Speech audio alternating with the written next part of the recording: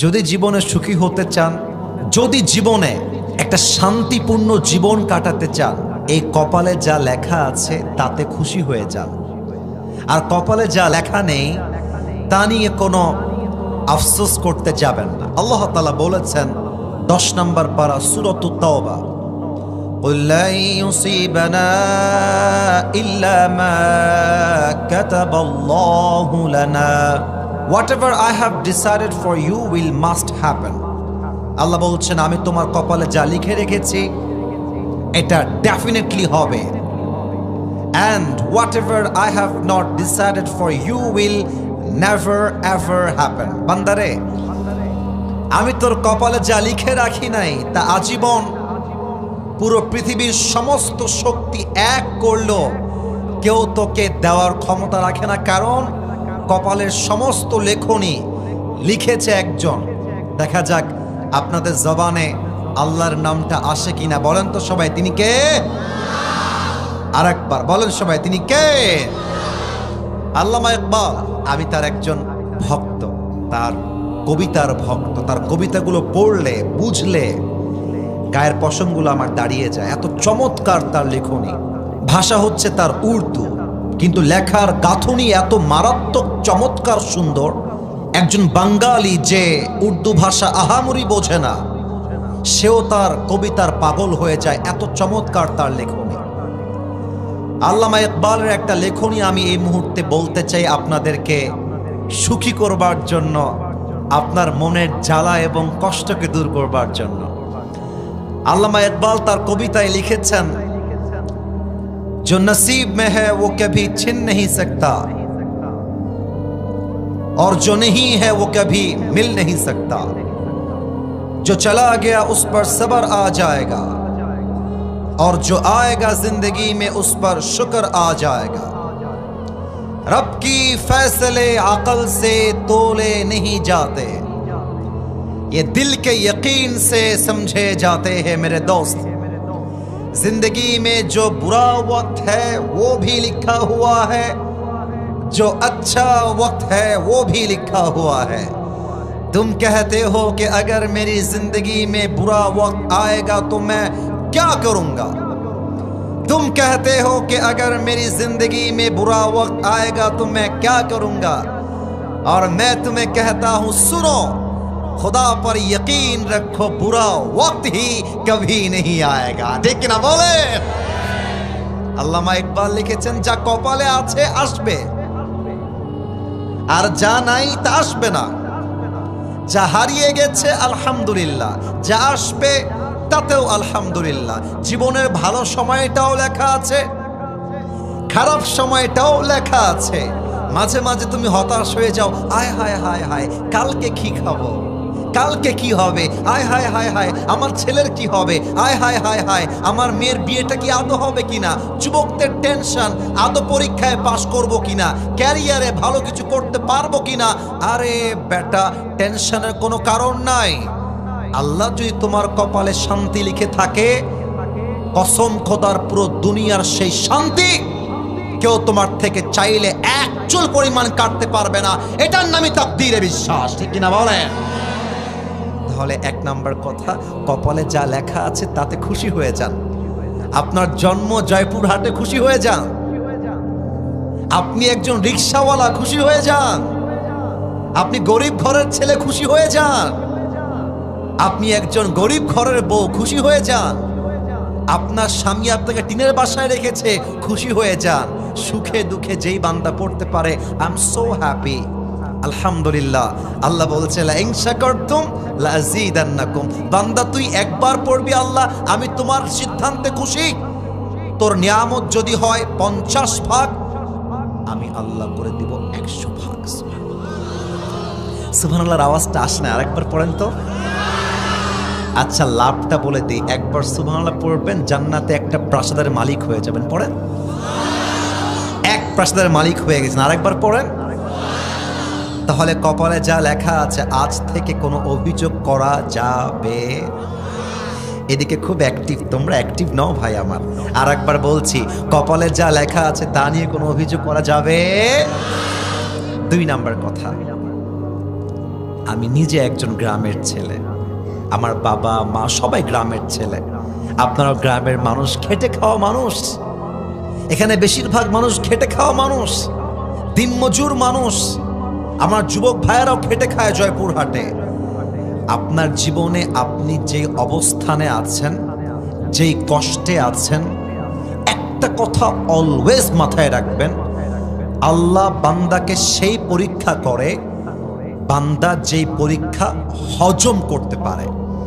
আপনার বুকের পাটা আছে বিধায় আল্লাহ আপনাকে এই পরীক্ষা দিয়েছেন। তার প্রমাণ কি? আলেম ওলামা বসে আছেন। সূরাতুল বাকারা 286 নম্বর আয়াত, লা ইউকাল্লিফুল্লাহু নাফসান ইল্লা মুসআহা। Allah doesn't test anybody beyond their power, beyond their strength. আল্লাহ বলছে আমি কখনো কাউকে তার সাধ্যের বাহিরে বোঝা চাপিয়ে দেই না। যে যা পারে, যতটুকু পারে তাকে আমি ততটুকুই দেই। অতএব যার জীবনে কষ্ট আসলে বলে দেয়, আয় আল্লাহ তুমি কি আর কাউরে পাইলা না, সব কষ্ট কি আমার উপরে, এটার নাম মুমিন বান্দার পরিচয় নয়। মুমিন বান্দা বলবে, আল্লাহ তুমি যা দিয়েছো আমি সহ্য করতে পারবো বিধায় তুমি আমাকে দিয়েছো। অতএব তুমি যদি আমাকে কষ্ট দিয়ে সুখী হও, আমি বান্দাও কষ্ট হিসেবে কষ্ট পেয়ে খুশি, ঠিক কিনা বলে?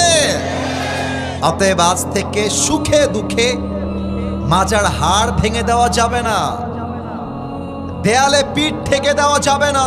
ভয় পেও না, বুক চিড়ে দাঁড়িয়ে যাও, আল্লাহর ভরসায় সাহসটা বাড়াও, আল্লাহর নামে আগুন জ্বালাও বুকে, সত্যের পথে চলো, সাহস রাখো মুখে। ভয় পেলে চলবে না, রক্তে আগুন ধরাও, আল্লাহর সৈনিক তুমি, সেই পতাকা উড়াও। আরে আল্লাহ যখন পাশে, কিসের এত ভয়? তাওয়াক্কুল করো, কাছে আসবে বিজয়। মিজানুর রহমান আজহারি তার একটা ওয়াজে মারাত্মক চমৎকার একটা কথা বলেছিলেন, আধারে ভয় পেও না, আলো আছে আড়ালে, অন্ধকার পালিয়ে যাবে তুমি উঠে দাঁড়ালে, ঠিক কিনা বলো? আল্লামা ইকবাল চমৎকার করে লিখেছেন, गम के बाद खुशी जरूर आती है और ये खुशी अपनी रब की तरफ से ही आती है। हर रात के बाद दिन की रोशनी छा जाती है और सब्र करने वालों को नेमत मिल ही जाती है। जो दुख में भी रब को याद करता है, रब उसका हाथ कभी नहीं छोड़ता। जो दुनिया से कुछ ना कहे, बस अपनी रब से कहता है, उसकी दुआओं का जवाब खामोशी में आता है। इसलिए जब तुझे दुआ मांगना हो तो उसी से मांग, जब तुझे पुकारना हो तो उसी को पुकार, और जब तुझे भरोसा करना हो तो उसी पर कर, क्योंकि भरोसे के काबिल सिर्फ वही है, वो तेरा रब है, वो तेरा अल्लाह है, ठीक किना बोले? আমার সুখে দুঃখে ভরসা বন্ধুর উপরে নয়, নেতার উপরে নয়, আমার ওয়াইফের উপরে নয়, বাবার উপরে নয়, মায়ের উপরে নয়। আমার সুখে এবং দুঃখের সাথী এক সত্তা, তিনি কে? তাহলে আমি একটা বাক্য সবাইকে পড়তে বলবো, আমি যেন আওয়াজটা কম না পাই, তাহলে আমার মনে কষ্ট লাগবে। পড়েন তো একবার আলহামদুলিল্লাহ। আই এম সরি, বামে আওয়াজটা পারফেক্ট ছিল, ডানে আমি আওয়াজটা পাই নাই। এটা আমার ভুল হতে পারে, maybe I have my year problem, আমার কানের সমস্যা হতে পারে। আমি আরেকবার সবাইকে আবদার রাখবো, কেউ যেন বাদ না যায়। জয়পুরহাটবাসী পড়েন সবাই আলহামদুলিল্লাহ, বলেন তো সবাই আল্লাহ। আপনারা একটু বলে দিলে আমি তাফসিরে যাব। একবার বলেন না, আল্লাহ তুমি তোমার বান্দারে যা দিয়েছ, যতটুকু দিয়েছ, ও আল্লাহ আমি মন থেকে খুশি হয়ে পড়ছি আলহামদুলিল্লাহ। মনে থাকবে? মনে থাকবে কথাগুলো? আল্লাহর দেওয়া লেখনী যদি আপনি মেনে নিতে পারেন, আপনার জীবনে কষ্ট দুঃখ বলতে কিছুই থাকবে না। আসুন আমরা মূল তাফসিরে ফিরে যাই। আজ আলোচনার বিষয় হচ্ছে মৃত্যু এবং মৃত্যুর জন্য প্রস্তুতি। আপনারা জাস্ট প্রস্তুতি বলবেন, আমি এতেই হ্যাপি হয়ে যাব, আমার আহামরি কোনো চাওয়া পাওয়া নেই। আজ তাফসীরের বিষয় হচ্ছে মৃত্যু এবং মৃত্যুর জন্য রাইট আনসার। এবার আসুন আমরা আলোচনা কোরআন থেকে শুরু করি। আগে একটা প্রশ্ন করি, মরতে যে হবে বিশ্বাস আছে? এত আসতে বললে তো ইমানের প্রশ্ন ভাই আমার। মরতে যে হবে ইমান কি আছে? বিশ্বাস কি আছে? কোরআনুল কারীমের সূরাত আলে ইমরানের 185 নম্বর আয়াত আল্লাহ তাআলা কি বলছেন খেয়াল করেন। আল্লাহ বলছেন, বান্দা শোনো, কুল্লু নাফসিন যায়িকাতুল মাউত, everyone has to take the test of death. প্রতিটা মানুষকেই মৃত্যুর স্বাদকে গ্রহণ করতে হবে, চাই সে মানুষ হোক কিংবা যে কোনো প্রাণী হোক। এবার একটা প্রশ্ন করছি, উত্তর দেওয়ার সময় ঠাস করে উত্তর দিবেন না, বুঝে বুঝে উত্তর দিবেন। মনে করেন যে আমি জয়পুরহাটের একজন নির্বাচিত এমপি, এক্সাম্পল, উদাহরণ দিচ্ছি। আমার ব্যাংকে প্রায় 300 কোটি টাকা আছে, আমার নিজের টাকা। জয়পুরহাটে নওগাঁয় আমার কয়েকশো বিঘা জমি। আমাকে পুলিশ প্রোটোকল দেয়, র্যাব প্রোটোকল দেয়, আর্মি প্রোটোকল দেয়। আমি যদি বলি আমার ক্ষমতা দিয়ে, টাকা দিয়ে মৃত্যুর থেকে আমি পালিয়ে যাব, মালাকুল মউত থেকে আমি পালিয়ে যাব, পালিয়ে যাওয়া কি যায়? সূরাতুল জুমআহ 28 নম্বর পারা, সূরাতুল জুমআর 8 নম্বর আয়াত আল্লাহ তাআলা বলছেন, ও নবী, قل إن الموت الذي تفرون منه فإنه ملاقيكم. Oh my prophet, tell your ummah, they want to escape from the death, but they will never ever able to be escaped from the death. আল্লাহ বলছেন, নবী হে বলে দেন আপনার উম্মতদেরকে, তারা কি মৃত্যু থেকে পালাতে চায়? অসম্ভব। সূরাতুন নিসা আরেকটা আয়াত, 78 নম্বর আয়াত, আইনামা তাকুনু ইউদরিকুমুল মাউত ওয়ালাউ কুনতুম ফি বুরুজিম মুশাইয়াদা। মৃত্যু তোমাকে পাকড়াও করবে, যদিও বা তুমি সুদৃঢ় সুরঙ্গ খুঁড়ে পালিয়ে যাও, তবুও তোমাকে মালাকুল মউত দিয়ে পাকড়াও করবে একজন। বলেন সবাই, তিনি কে? আপনাদেরকে একটা অনুভূতির জগতে নিয়ে যাই মৃত্যুর ওয়াজ করতে গেলে। ভাই আমার, চায়ের দোকানে 1 ঘন্টা সময় নষ্ট হয়ে যায়, আপনি পরোয়া করতে চান না। ফেসবুকে রিলস দেখতে দেখতে ভোর থেকে রাত হয়ে যায়, যুবকের কোনো পরোয়া হয় না। কিন্তু ওয়াজ মাহফিলে 1 ঘন্টা বসে ওয়াজ শুনবে, অনেকের মাজায় ব্যথা শুরু হয়ে যায়, গায়ের মধ্যে জ্বালা পড়া শুরু হয়ে যায়। এটা বুঝতে হবে আপনি দুনিয়াকে বেশি ভালোবেসেছেন, আপনি ইসলামকে বেশি ভালোবাসতে পারেন নাই। যদি কেউ আজকের মাহফিল থেকে উঠে যায়, তার কপালটা সত্যি অনেক পোড়া। আমি আবারও বলছি, যদি আজকের কথাগুলো কেউ শুনে বাসায় যায়, তার কপাল ভালো। আর যদি কেউ অযথা উঠে যায়, তার কপাল সত্যি খারাপ। কারণ আজকের ওয়াজ যে কলিজা দিয়ে শুনবে, আমি আসিফ হুজুর কোরআনকে সামনে রেখে আল্লাহর কসম করে বলছি, তার জীবন পরিবর্তন হবেই। বলেন ইনশাআল্লাহ। না আওয়াজটা আর একটু জোরে চাই, ইনশাআল্লাহ। আমি এবার একটা অনুভূতির জগতে নিতে চাই, আপনার ব্রেইনকে জাগ্রত করতে চাই, ইমানটাকে আমি জাগিয়ে তুলতে চাই। সবাই 5টা সেকেন্ডের জন্য চোখটা বন্ধ করবেন, আমিও করব। সবাই বন্ধ করেন, আমি 1 থেকে 5 গোনার পরে চোখটা খুলবেন।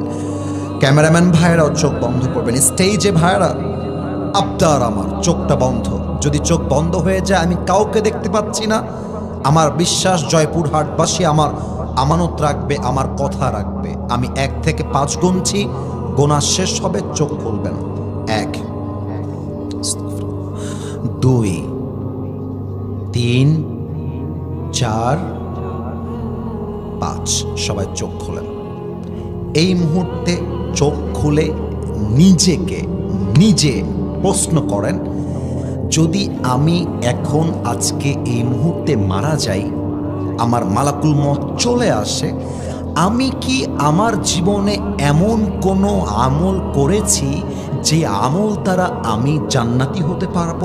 নিজেকে প্রশ্ন করেন, নিজেকে বলেন, আমি কি আমার জীবনে এমন কোনো আমলের কাছে গেছি যে আমলের দ্বারা এখনই মৃত্যুর পরে আমার জন্য জান্নাতের ফয়সালা হয়ে যাবে? যদি আপনার মন বলে ইয়েস, আমি এমন একটি আমল করেছি যে আমলের দ্বারা এখনই জান্নাত পাবো, দেন আপনার জন্য আমার আজকের ওয়াজ নয়। কিন্তু যদি আপনার মন বলে না, আমি তো আমার জীবনে এমন কোনো আমল করি নাই যে আমি এখনই মারা গেলে জান্নাতি হতে পারবো, যদি আপনার মন বলে না, আমি তো এমন কোনো নেক আমল করতে পারি নাই যে আমার কবরটা জাহান্নামের বাগান হবে না, আমি তো এমন কোনো আমল করি নাই, তাহলে আপনি এখনো দাড়ি কাটেন কেন? তাহলে আপনি এখনো সুদ খান কেন? তাহলে আপনি এখনো চায়ের দোকানে বসে বসে বিড়ি টানেন কেন? তাহলে আপনি এখনো চায়ের দোকানে বসে বসে সিনেমা দেখেন কেন? এই যুবক ভাইরা, বলো তো তোমরা আমাকে, তুমি যে এখন মরবা না, যুবক বলে মরবা না, এমন কোনো গ্যারান্টি কি তোমার কাছে আছে? তাহলে তুমি পর্নোগ্রাফি দেখো কেন? হারাম প্রেম করো কেন? কিসের ওয়েট করছো তুমি? কার অপেক্ষা? ইয়াকুব আলাইহিস সালাম, মালাকুল মউতের সঙ্গে তার একটা বন্ধুত্ব ছিল। এটা আমি শুনেছিলাম পাকিস্তানের একজন টপ ফেমাস স্কলার, নাম হচ্ছে মাওলানা তারিক জামিল। অসাধারণ কথা তার। উনি বললেন যে याकूब एक दिन मलकुल मौत से कहा कि ए मलकुल मौत, मैं तुम्हारे पास एक रिक्वेस्ट करना चाहता हूं। একটা দাবি আছে আমার। কি দাবি বলেন?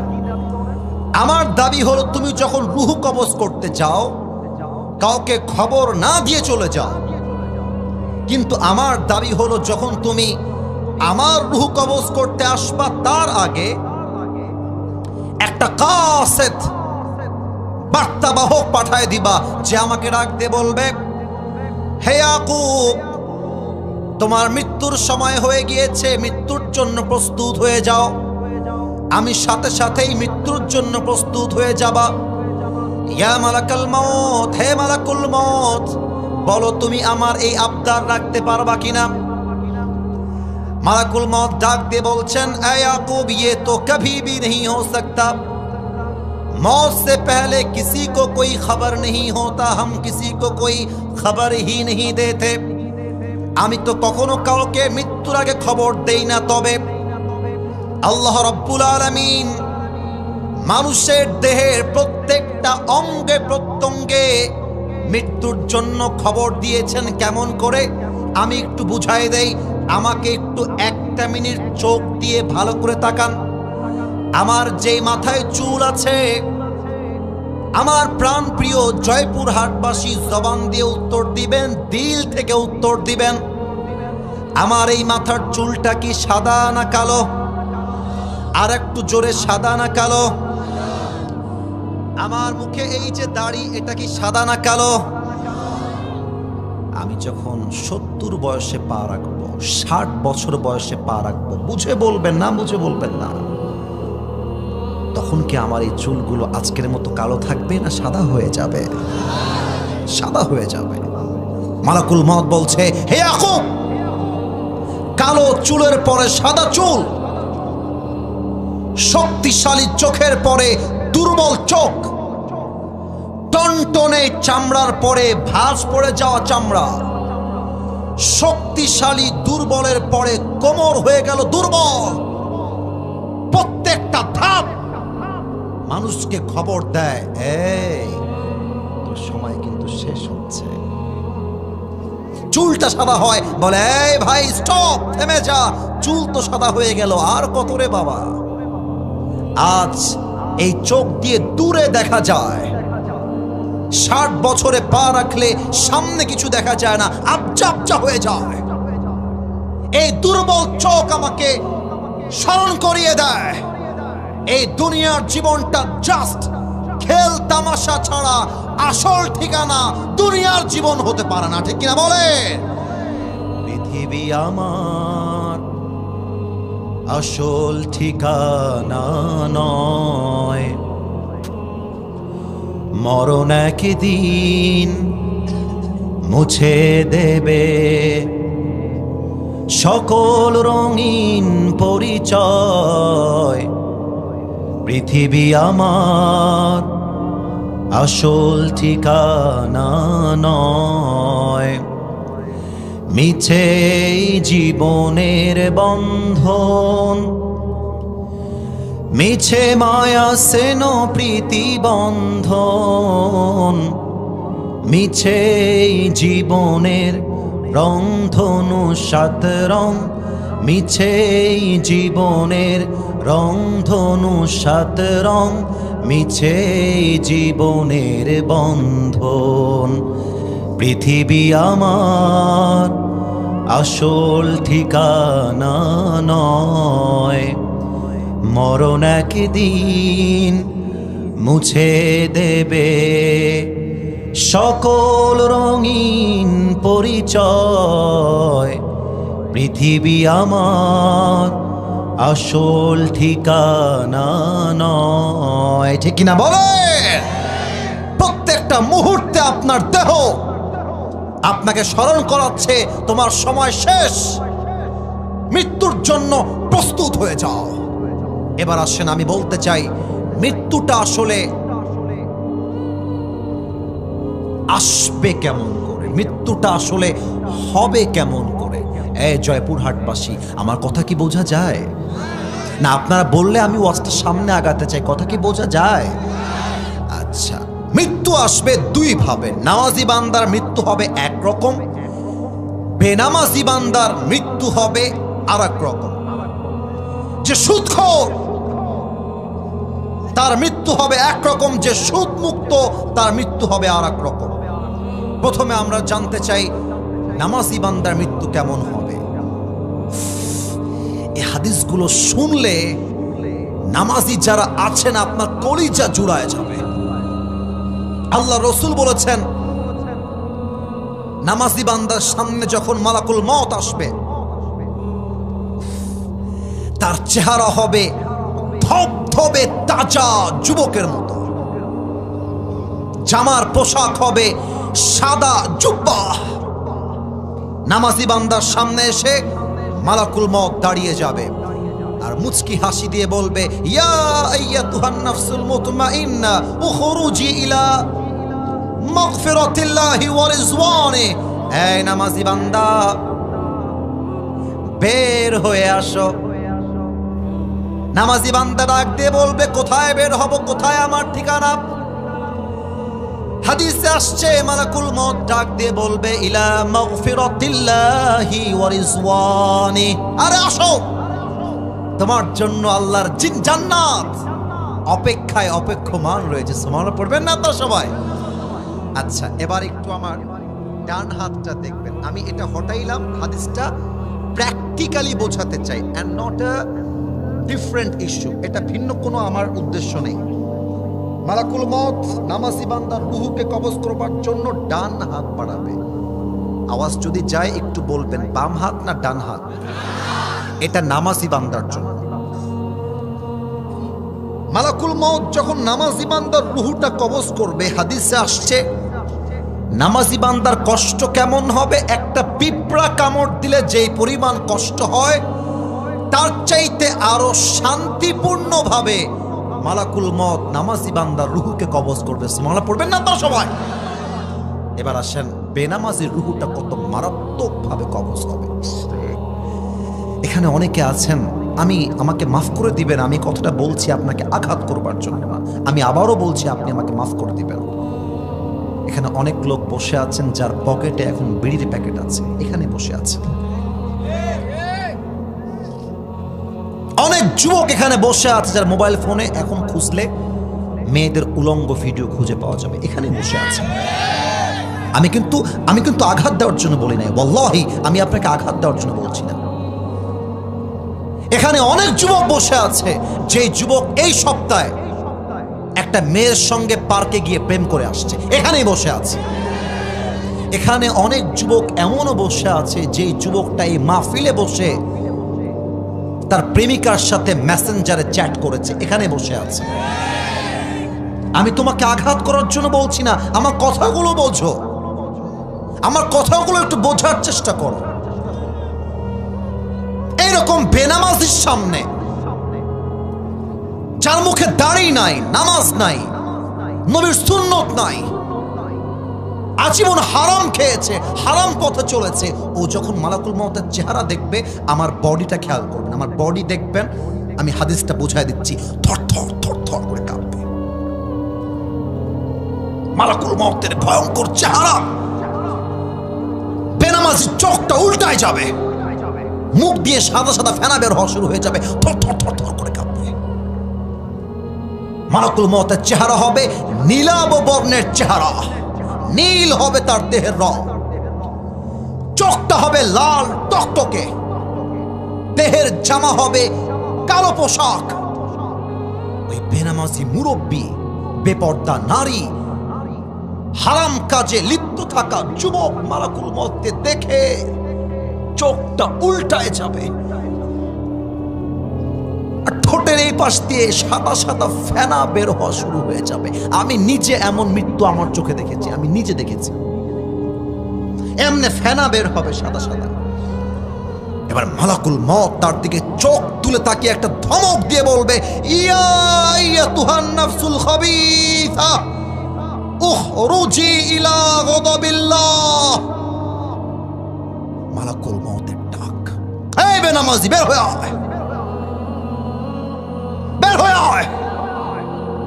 বেনামাজির রূহটা বের হয়ে একবার ডান দিকে দৌড় দিবে, বাম দিকে দৌড় দিবে, পেছনের দিকে দৌড় দিবে। এবার আমার বাম হাত দেখবেন, মালাকুল মউত he will take his hand step back. মালাকুল মউত তার হাত পেছনের দিকে নিয়ে একটা বেনামাজির রূহের দিকে থাবা মারবে, আর যখন রূহটাকে এমন করে টেনে ছিঁড়ে বের করবে, হাদিসে আসছে একটা জীবিত ছাগলকে যাবেহ না করে তার চামড়া যদি কেউ ব্লেড দিয়ে এমনি ছ্যাঁচড়ায় ছ্যাঁচড়ায় ছিঁড়ে ফেলে, ওই ছাগলটার যে পরিমাণ কষ্ট হয় তার চাইতে 70 গুণ বেশি কষ্ট দিয়ে বেনামাজি রূহকে কবজ করা হবে। বলেন সবাই নাউজুবিল্লাহ। এত আস্তে নাউজুবিল্লাহ বলেন, আর একবার বলেন।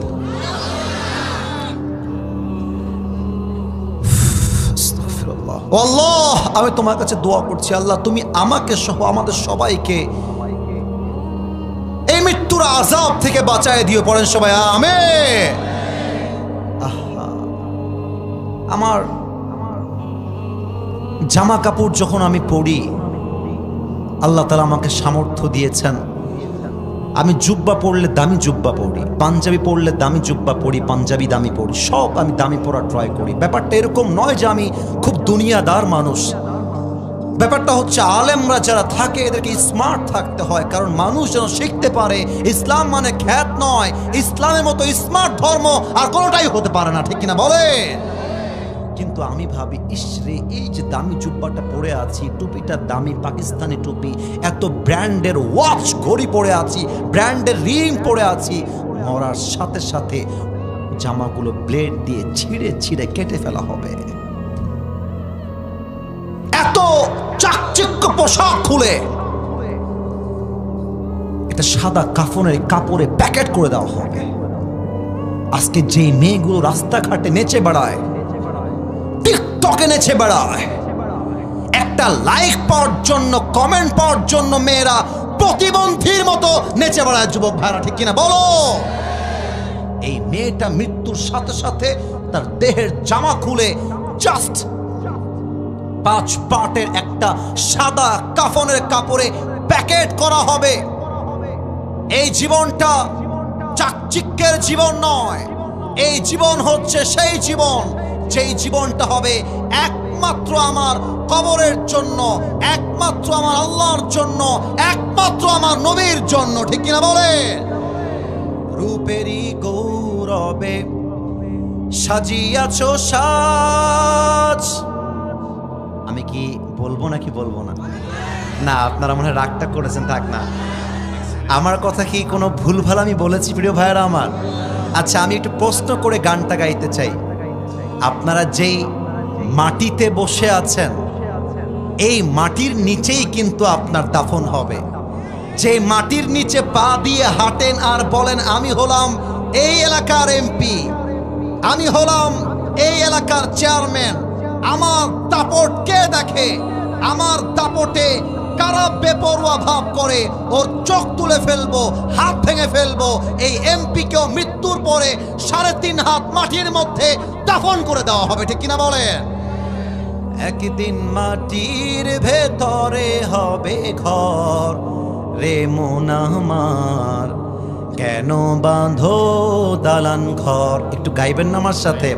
একদিন মাটির ভেতরে হবে ঘর রে মন আমার, কেন বাঁধো দালান ঘর। ঠিক কিনা বলেন? রূপেরই গৌরবে সাজিয়াছ সাজ, সোনা দানা কত কি আর রাজকী পোশাক, যেদিন প্রাণ চলে যাবে সবই পড়ে রবে, যেদিন প্রাণ চলে যাবে সবই পড়ে রবে, গায়ে দেবে মার কিনো থন রে মন আমার, কেন বাঁধো দালান ঘর। একদিন মাটির ভেতরে হবে ঘর রে মন আমার, কেন বাঁধো দালান ঘর। ঠিক কিনা বলো? এবার যখন মাটির ভেতরে রাখা হবে, এবার আমাকে অনেকে ভুল উত্তর দিবেন, তাই সাবধান করছি, ভুল বলবেন না, ঠিক বলবেন, বুঝে বলবেন। রাজশাহীতে বলে বলবেন না, বলবেন, রাজশাহীর ভাষা, বুঝে বলবেন। আবারও বলছি, বুঝে বলবেন। কবরে প্রশ্ন হবে কয়টা? 4টা। 4টা কে বলেছে? Right answer, right answer. মোট প্রশ্ন হবে 4টা, মোট। আমি প্রথম প্রশ্ন করছি, আপনারা উত্তর দিবেন ইমান থেকে। বলেন তো আমাদের রবকে? প্রথম প্রশ্ন, মার রব্বুক, তোমার রবকে? আমরা বলবো আমাদের রব। এত আস্তে কি আওয়াজ হয়? আরেকবার, আমাদের রবকে? আল্লাহ আমার রব,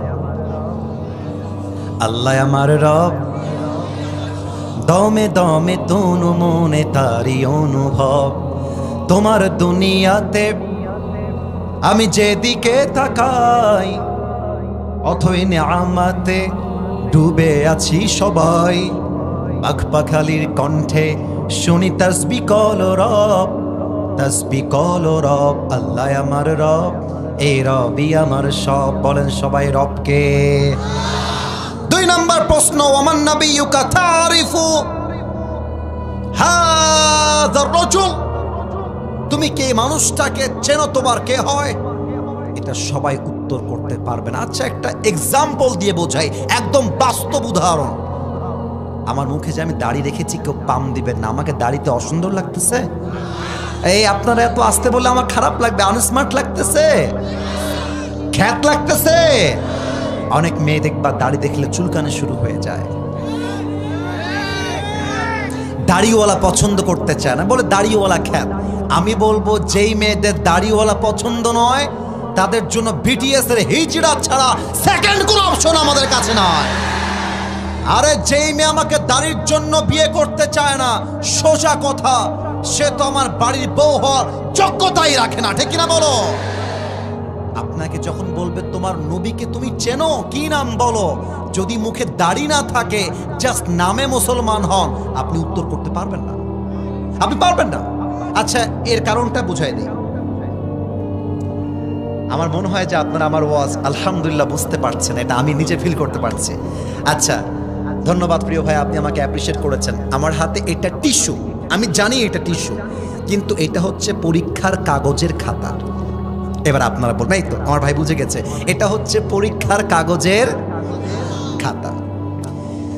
আপনি পরীক্ষার আগের দিন পড়ে গেছেন বাংলাদেশের রাজধানীর নাম ঢাকা, বাংলাদেশে সবচেয়ে বড় সমুদ্র সৈকত কক্সবাজার, মুখস্থ করে গেছেন। সকালবেলা প্রশ্নপত্র পেয়ে দেখছেন ওয়াও, যা পড়ে গেছি তাই তো চলে আসছে। আপনি খালি মারবেন ক বাংলাদেশের রাজধানী ঢাকা, খ সবচেয়ে বড় সমুদ্র সৈকত কক্সবাজারে। এখানে ব্রেন দিয়ে কাজ চলে, আর কবরে ব্রেন দিয়ে কাজ চলে না, ইমান দিয়ে কাজ চলে। বুঝলে বুঝপাতা, না বুঝলে কবরে ভাববেন ও আচ্ছা আচ্ছা হুজুর তো ওয়াজ করেছিল মার রব্বুকা, আমি বলবো আল্লাহ, ওয়ামান নাবিয়্যুকা আমি বলবো মুহাম্মাদুর রাসূলুল্লাহ সাল্লাল্লাহু আলাইহি ওয়াসাল্লাম। ফেরেশতা ডাক দিয়ে বলবে ওয়ামা দীনুক, তোমার ধর্মের নাম কি? আমি বলবো ইসলাম। মুখস্থ। নো নো নো নো, মুখস্থ দিয়ে কাজ হবে না। তুমি যে বলেছো আমার রব আল্লাহ, তুমি কি মাজারের সামনে সেজদা করেছো কিনা এটাও তোমাকে বুঝতে হবে। তুমি যে বলছো আমার নবী একমাত্র মুহাম্মাদুর রাসূলুল্লাহ, তুমি কি নবীর সুন্নতের দাড়ি রেখেছো কিনা তোমাকে বুঝতে হবে। তুমি যে বলছো আমার ধর্মের নাম ইসলাম, আর তুমি মিয়া ইসলাম ধর্মের অনুসারী হয়ে বলছো কোরআনে আমরা পার্লামেন্টে কোরআন দেখতে চাই না, সংসদে আমরা কোরআন দেখতে চাই না। আরে ইসলাম বাদ দাও, ইসলামকে রাখো মাদ্রাসায়, ইসলামকে রাখো মসজিদে। তুমি বলছো এই হুজুর কোরআন নিয়ে ওয়াজ করেন, কবরের ওয়াজ করেন, পার্লামেন্ট গণতান্ত্রিক নিয়মে চলবে, ব্রিটিশ আইন দিয়ে চলবে। আরে হুজুর কোরআনে তো রাজনীতি নেই, ইসলামে তো রাজনীতি নেই। বেটা তুমি যদি মুসলমান হয়ে বলো ইসলামে রাজনীতি নেই, কোরআনে রাজনীতি নেই, তুমি নামে মুসলমান, তুমি কাঁচা মুসলমান হতে পারো না, ঠিক কিনা বলো? ইসলাম is not incomplete religion, it's a complete religion, it's a complete code of life. ইসলাম মানে হচ্ছে পূর্ণাঙ্গ জীবন ব্যবস্থা। তার দলিল কি? ওয়ানাজ্জালনা আলাইকাল কিতাবা তিবয়ানাল লিকুল্লি শাই। O my prophet, I have sent this Quran to you which is explaining everything in this world. নবী হে, এমন একটা কিতাব দিয়েছি যার যা লাগবে, পার্লামেন্টে কি লাগবে, সংসদে কি লাগবে, গণভবনে কি লাগবে, নির্বাচনে কি লাগবে, নেতার কি লাগবে, মানুষের কি লাগবে, জনগণের কি লাগবে, রাষ্ট্রের কি লাগবে, এই কোরআনের প্রত্যেকটা কথা পাই টু পাই বলে দিয়েছে একজন, তিনি কে?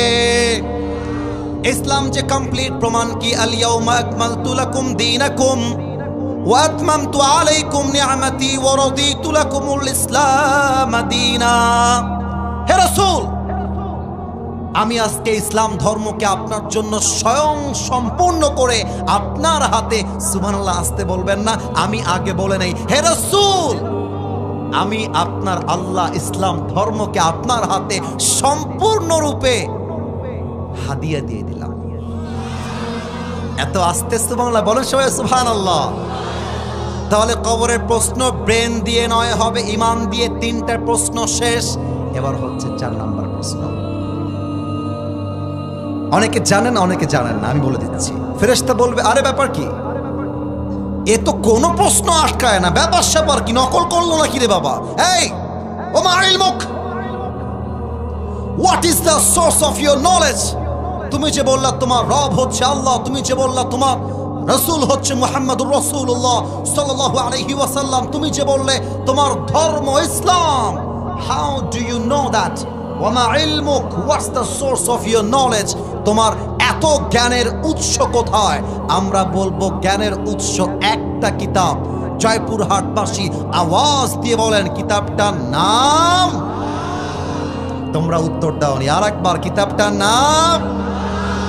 আল্লাহ বলবে ফেরেশতা থাম, থেমে যা, আমার বান্দাকে আর কোনো প্রশ্ন করতে যাস না। ওয়ায়ুফতাহু লাহু বাবুম মিন বাবি আহলিল জান্নাহ, আমার বান্দার কবরের সাথে এই মুহূর্তে তোরা জান্নাতের দরজা খুলে দে। সুবহানাল্লাহ বলেন। আমার বান্দার কবরকে তোরা 1 হাত 3.5 হাত রাখিস না, আমার বান্দার কবরকে তোরা 70 গজ লম্বা করে দে। পড়েন সবাই সুবহানাল্লাহ। এবার সবাই 2 হাত তোলেন, সবাই 2 হাত তোলেন। মাশাআল্লাহ, আমার প্রিয় ভাইরা সবার 2 হাত আমি দেখতে পেয়েছি। আমি একটা প্রশ্ন করতে চাই আপনাদেরকে ভালোবেসে।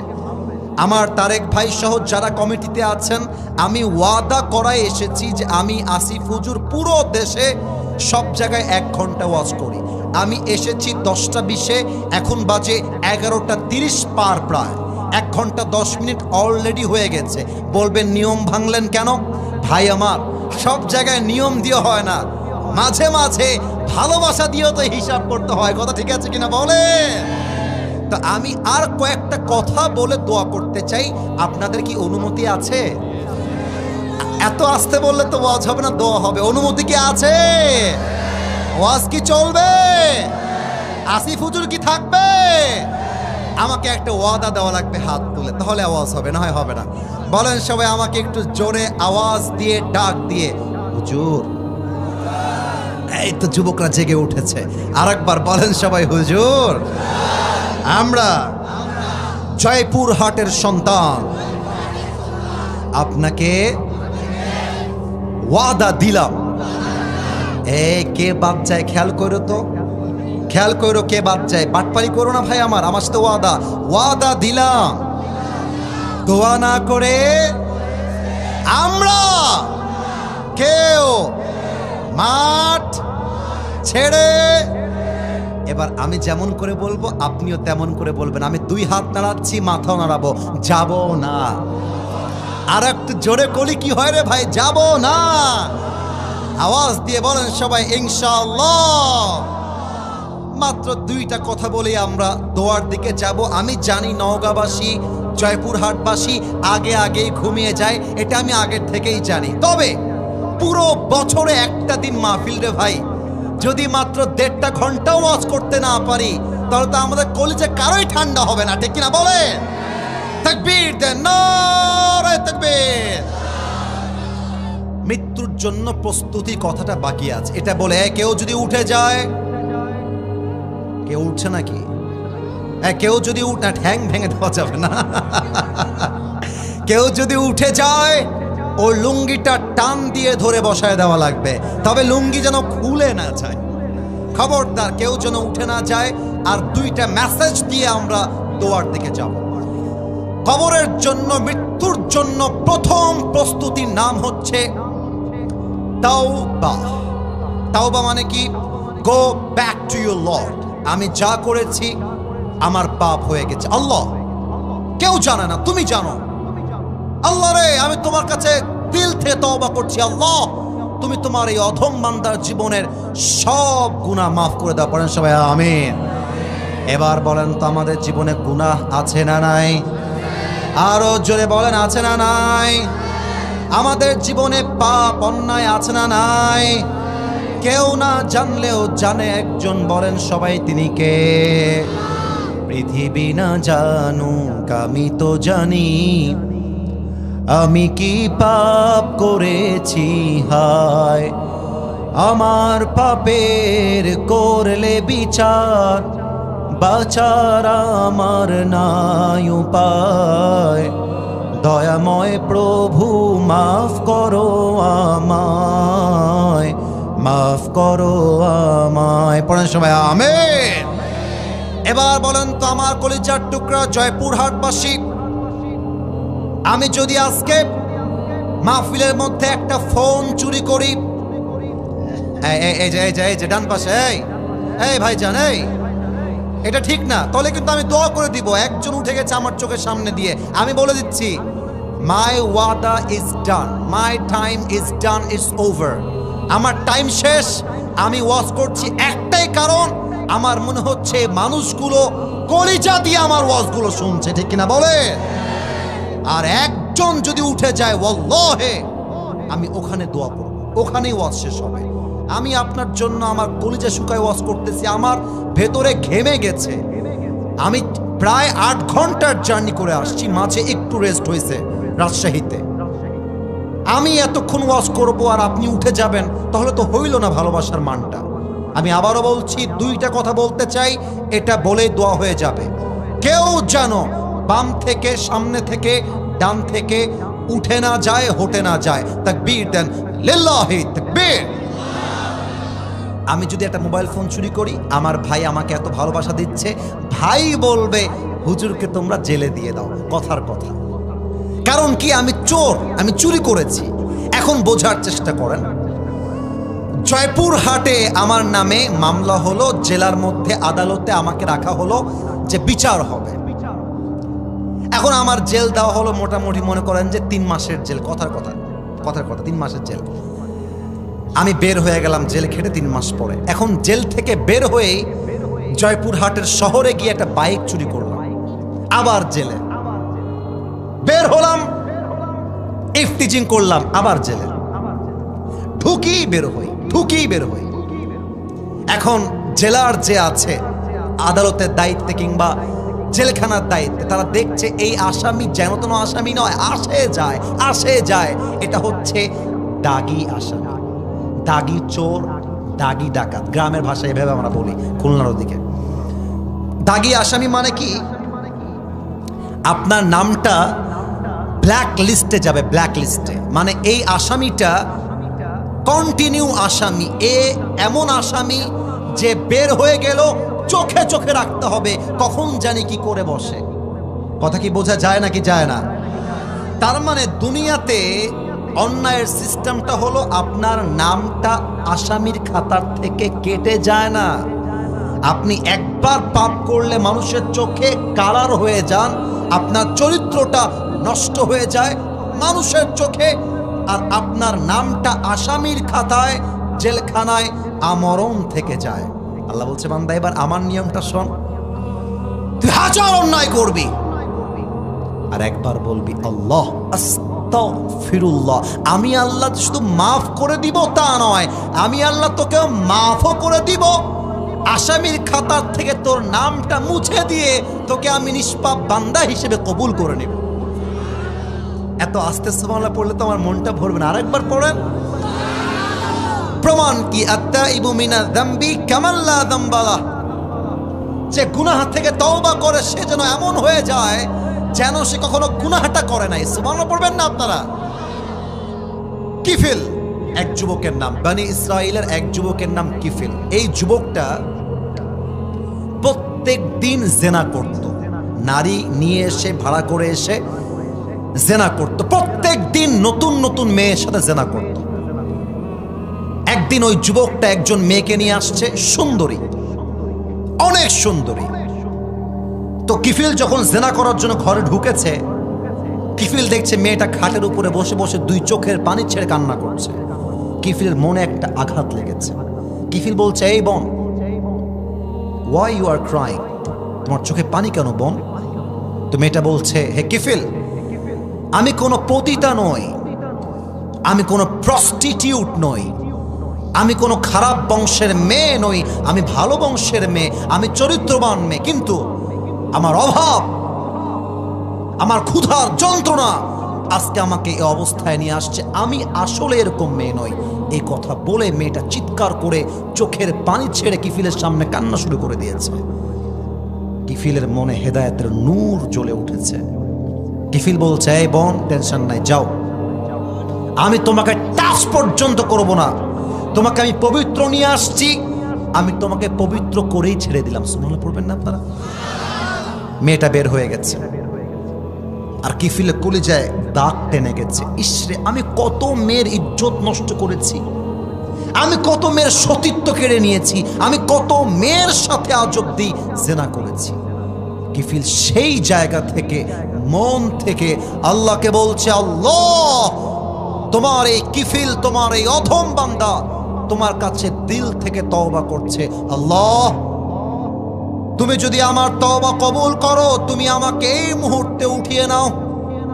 আবার বলছে, আল্লাহ, তুমি যদি আমার তওবা কবুল করো, আমি আর থাকতে চাই না, তুমি আমাকে এখনই দুনিয়ার থেকে উঠায় নাও। আবার বলছে, আল্লাহ, তুমি যদি কিফিলের তওবা কবুল করো, তুমি এখনই উঠায় নাও। এটা বলতে বলতে এটা চিৎকার দিয়েছে। আর কালেমা পড়তে পড়তে জায়গায় মৃত্যুবরণ করেছে। এবার কিফিল যে একজন জেনাকার যুবক, এটা এলাকার সবাই জানতো যে এই যুবকটা এক জেনাকার, এক হারাম পাপে আসক্ত যুবক। এ মুসলমানদের কাতারে পড়েই না, এর জানাজা হবে না। কিন্তু কোন মানুষের গুনাহের ক্ষমা হয়েছে কিনা এটা মৃত্যুর পরে বোঝা যায়, কবরে যাওয়ার পরে বোঝা যায়। আল্লাহ কিফিলের তওবা এমন ভাবে কবুল করেছে, আল্লাহ কিফিলের বাড়ির সামনের গেইটে গায়েবী ভাবে লিখে দিয়েছেন। এটা ইসরায়েলি বর্ণনা, ইসরায়েলের বর্ণনা বলা জায়েজ, এটা খারাপ কিছু না। ওখানে আল্লাহ লিখে দিয়েছেন কিফিলের জন্য আমি আল্লাহ সব গুনাহ মাফ করে দিয়েছি। সুবহানাল্লাহ পড়বেন না তো সবাই মিলে? এলাকার লোক যখন ওই পাশ দিয়ে যাচ্ছে তখন দেখছে আরবিতে লেখা আছে গুফিরুয যুনুব লিল কিফিল, কিফিলের সব গুনাহ মাফ। মানুষগুলো অবাক হয়ে গেছে, গেটে ঢুকেছে, দেখছে কিফিলের লাশটা পড়ে আছে আর কিফিলের মুখে একটা মুচকি হাসি লেগে আছে। এই জয়পুরহাটবাসী, একটা যুবক যে আজীবন জিনা করেছে, জাস্ট একবার দিল থেকে তওবা করার জন্য আল্লাহ মাফ করে দিয়েছে। ওই আল্লাহ এখনো আছে না নাই? ওই আল্লাহ আপনার আমার তওবা কবুল করতে পারে কি পারে না? তাহলে একটু ওয়াদা করি আল্লাহর কাছে, বলেন সবাই আল্লাহ। আর একটু জোরে ডাক দেন না আল্লাহকে, আল্লাহ। এই হাতটা বুকে রাখেন, সবাই রাখেন, বুকে রাখেন। এবার আল্লাহ।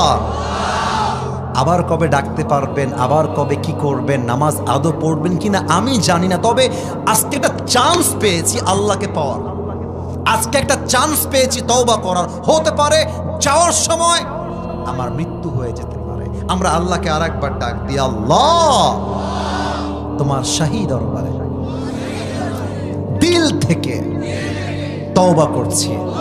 ও আল্লাহ, তুমি আমার জীবনের সব গুনাহ, এবার যে বাক্যটা বলবো দিল থেকে আল্লাহকে বলবেন, আল্লাহ মাফ করে দাও, আরেকবার মাফ করে দাও। বলেন সবাই আমিন।